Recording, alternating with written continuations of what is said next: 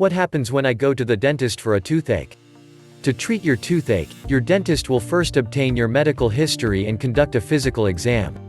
They will ask you questions about the pain, such as when the pain started, how severe it is, where the pain is located, what makes the pain worse, and what makes it better.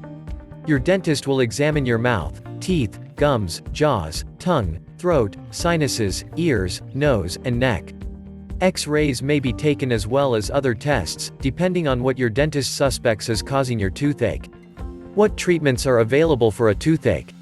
Treatment for a toothache depends on the cause. If a cavity is causing the toothache, your dentist will fill the cavity or possibly extract the tooth, if necessary. A root canal might be needed if the cause of the toothache is determined to be an infection of the tooth's nerve. Bacteria that have worked their way into the inner aspects of the tooth cause such an infection. An antibiotic may be prescribed if there is fever or swelling of the jaw. How can toothaches be prevented? Since most toothaches are the result of tooth decay, following good oral hygiene practices can prevent toothaches. Good oral hygiene practices consist of brushing regularly with a fluoride-containing toothpaste, flossing once daily, rinsing once or twice a day with an antiseptic mouthwash, and seeing your dentist twice a year for professional cleaning.